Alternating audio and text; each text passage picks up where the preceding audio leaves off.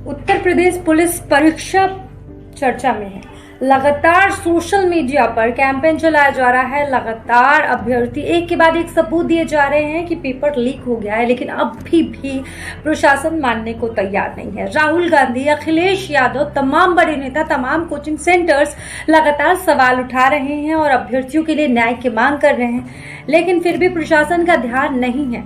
लगातार कई सारे सॉल्वर गैंग पकड़े जा रहे हैं। कई सारे ऐसे लोगों को अब तक गिरफ्तार किया जा चुका है जो परीक्षा में सेंध लगाने की साजिश रच चुके थे।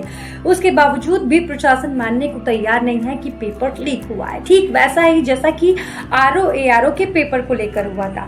एग्जाम देके जब स्टूडेंट निकले तब से ही लगातार उन्होंने दावा करना शुरू कर दिया कि आरओ का पेपर लीक हो गया है। यूपी में एक और पेपर लीक हो गया है, लेकिन प्रशासन ने तब भी उनकी नहीं सुनी।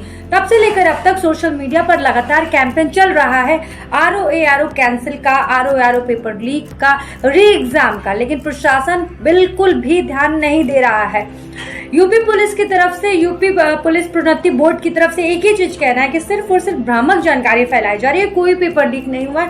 हाँ, कहीं कहीं से खबरें आ रही हैं, जब चेक किया जा रहा है तो पता चल रहा है कि कई सारे सॉल्वर गैंग हैं जो पिछले साल के पेपर को या लेखपाल के पेपर को यूपी पुलिस भर्ती का बता के बेच रहे हैं। ऐसा गिरफ्तार किया जा रहा है, लेकिन पेपर लीक की खबर को मानने के लिए तैयार नहीं है। सोशल मीडिया पर लगातार कैंपेन चल रहा है यूपी पेपर लीक का, एग्जाम को कैंसिल कराने का, दोबारा एग्जाम लेने के लिए आरओ का भी ऐसे ही कैंपेन चल रहा है, लेकिन प्रशासन इसकी तरफ ध्यान नहीं दे रहा। राहुल गांधी ने भी सवाल उठाया था कि पेपर लीक हुआ है तो प्रशासन इस पे ध्यान क्यों नहीं दे रहा है। आखिर क्यों उत्तर प्रदेश सरकार ध्यान नहीं दे रही है, क्यों अभ्यर्थियों की बात को इनकार किया जा रहा है, क्यों उनकी नहीं सुनी जा रही है। तमाम कोचिंग सेंटर्स भी इस सवाल को पूछ रहे हैं, लेकिन प्रशासन की तरफ से सिर्फ और सिर्फ कि परीक्षा सुचारू ढंग से संपन्न हो रही है, कोई पेपर लीक नहीं हुआ है। लेकिन अभ्यर्थी बाहर निकल रहे हैं, वो फर्स्ट शिफ्ट, सेकंड शिफ्ट की पेपर दिखा रहे हैं, आंसर की तक वो दिखा रहे हैं कि देखिए ये आंसर है, यही एग्जाम में आया था, ये वायरल हो चुका है, लेकिन फिर भी प्रशासन की तरफ से कोई भी कार्रवाई नहीं की जा रही है। लेकिन इसी बीच अखिलेश यादव ने बड़ा सवाल किया है और उन्होंने ट्वीट करके सोशल मीडिया पर कहा है कि अगर यूपी सरकार का दावा है कि परीक्षा सही ढंग से चल रही है, सुचारू ढंग से चल रही है, तो जिन जिन अभ्यर्थियों के 100% नंबर आएंगे उन सबको नौकरी के पात्र माना जाएगा, चाहे वो 1 लाख होंगे या फिर वो 10 लाख होंगे। अभ्यर्थी लगातार सवाल कर रहे हैं कि पेपर लीक हो रहा है, सरकार ध्यान नहीं दे रही है, लेकिन सरकार इस चीज को सिरे से निकाल रही है। उसका कहना है कि कोई भी पेपर लीक नहीं हुआ है, सिर्फ और सिर्फ भ्रामक जानकारी फैलाई जा रही है, अभ्यर्थियों को गुमराह किया जा रहा है, कहीं कोई पेपर लीक नहीं हुआ है। लेकिन अभ्यर्थी लगातार इस बात का सबूत दे रहे हैं। प्रशासन का बिल्कुल आपको जानकर हैरानी होगी कि एक अभ्यर्थी ने जब ये सुना कि समीक्षा अधिकारी यानी कि आरओ का पेपर लीक हो गया है तो उसने सुसाइड कर लिया। ये खबर भी तेजी से वायरल हो रही है।